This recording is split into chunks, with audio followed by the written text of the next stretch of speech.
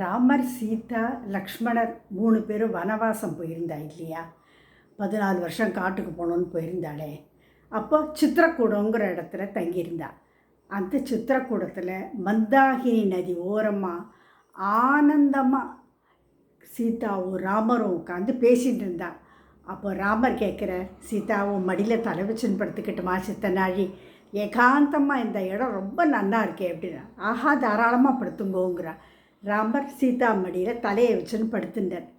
படுத்துனவர் அப்படியே அசந்து தூங்கி போயிட்டார். தூங்கி போன உடனே ஒரு காக்கா ஒன்று என்ன பண்ணிட்டு சீதாவை சுற்றி சுற்றி சுற்றி வருது. என்னடா அந்த காக்கா நம்மளை சுற்றி சுற்றி வர்றது, என்னத்துக்குன்னு தெரியலையே அப்படின்னு சீதா நினச்சிக்கிறா. அந்த காக்கா அப்படியே சுற்றி சுற்றி வருது. வந்து என்ன பண்ணுறது, மாரில் டொக்குன்னு கொத்துறது. என்னது மாரில் டொக்குன்னு கொத்துறது அப்படின்னு சு சு அப்படின்னு விரட்டி விடுறா. போகமாட்டேங்கிறது. திருப்பி திருப்பி சுற்றி சுற்றி வந்து அவள் மாரில் கொத்துறது. அவள் பார்த்தா, ஐயோ நம்ம கையை காலை ஆட்டினா ராமருக்கு டிஸ்டர்ப் ஆகி எங்கேயாவது எழுந்துட போகிறாருன்னு தேமேன்னு இருந்துட்டான். அந்த காக்கா கொத்தி கொத்தி அந்த இடத்துலேருந்து ரத்தமே வர ஆரம்பிச்சுடுத்து. அப்போ அந்த ரத்தம் அப்படியே வழிஞ்சு ராமரோட மேனியில் படுறது. என்னமோ ஈரமாக அனுபவப்படுறதுன்னு ராமர் திருக்குன்னு தூக்கி வரி போட்டு, எதுண்டி என்ன சீதா அப்படிங்கிற. அவர் பேசிகிட்டே இருக்கும்போது திருப்பி அந்த காக்கா வந்து கொத்துறத ராமரே பார்த்துட்டார். பார்த்துட்டு, என்ன சீதா அது இப்படி காக்கா கொத்துறது, இதேமேனு உட்காந்துட்டுருக்கேன், அந்த காக்காவை என்ன பண்ணுறேன் பாரு அப்படின்னு சொல்லிட்டு தான் படுத்துட்டு இருந்த தர்பாசனத்துலேருந்து ஒரு புல்லை உருவி பிரம்மாஸ்திரத்தை மனசு ஜபிச்சு ஏந்துட்டு மேலே அம்ப விடுறேன். இந்த அந்த பிரம்மாஸ்திரம் அதை துரத்திகிட்டே போகிறது அந்த காக்காவை. அந்த காக்கா மேலே ரோகம் போகிறது, கீழ் ரோகம் போகிறது, எல்லா லோகத்துக்கும் போகிறது, காப்பாற்றுக்கோ காப்பாற்றுக்கோன்னு கத்துறது. ஒருத்தரும் காப்பாற்ற தயாராக இல்லை. அந்த பிரம்மாஸ்திரமும் காக்காவை துரத்திகிட்டே இருக்குது, விடுறதா இல்லை. அப்போ என்ன பண்ணுறா, நேர இந்திரலோகத்துக்கே போய்டுறது அந்த காக்கா. அந்த காக்கா வேறு யாரும் இல்லை, காக்காசுரன் அப்படிங்கிற ஒரு இதில் வந்து அவரோட இந்திரனோட பிள்ளையே தான், ஜெயந்தனே தான். போனோடனே இந்திராணி பார்க்குறா.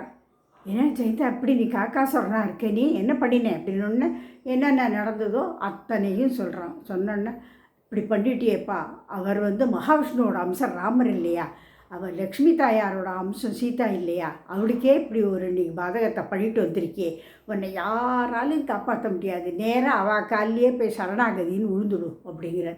சரின்னு வேகமாக பறந்து வரான் அந்த ஜெயந்தன்.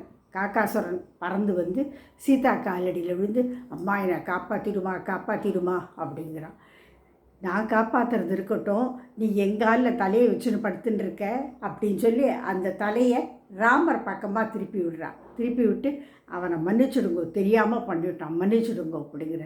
சரி சீதா, நான் மன்னிக்கிறத பற்றி ஒன்றும் இல்லை, ஆனால் நான் அந்த பிரம்மாஸ்திரத்தை ஏவிட்டேன் இல்லையா, இது நான் எந்த இலக்க போய் வேலையை முடிக்கணுமோ அது முடிக்காமல் திருப்பியும் எய்தவா கைக்கு வராதே, நான் என்ன பண்ணுறது அப்படின்னு சொல்லிட்டு, சரி ஜெயித்தா, உன்னை நான் மன்னிக்கிறேன் காக்காசுரா, ஆனால் தண்டனையை தான் குறைக்க முடியும், என்னால் திருப்பி வாபஸ் பெற முடியாது அப்படின்றார். அது வரைக்கும் நீங்கள் பண்ணதே ரொம்ப சந்தோஷம், அதை பண்ணுங்கோ அப்படிங்கிறான்.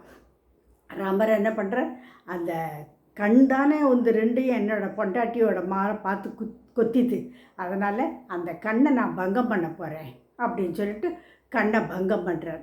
என்னென்னா ஒரு கண்ணை பங்கம் பண்ணி விடுறார். இது வந்து காக்காவை நீங்கள் பார்த்துருப்பேன். இது காக்காவுக்கெல்லாம் வந்து ஒரு சாபக்கேடு. இந்த காக்காலாம் என்ன பண்ணோம், தலையை இப்படி சாய்ச்சிக்கும், ஒத்த கண்ணால் பார்க்கும். நம்ம நினச்சிட்டுருக்கோம் அந்த காக்காவுக்கு ஒரு கண் தான் தெரிகிறதுன்னு. காக்காவுக்கு 2 கண்ணும் தெரியும், ஆனால் ஒரு பொருளை 2 கண் கொண்டும் பார்க்க முடியாது. காக்கா பார்க்குற பறவைக்கு மோனாக்யூலர் விஷன்னு பேர் ஆங்கிலத்தில் சொல்லுவாள். நம்ம பார்க்குறதுக்கு பைனாக்குலர் விஷன், நம்ம 2 கண்ணாலேயும் ஒரு பொருளை பார்ப்போம்.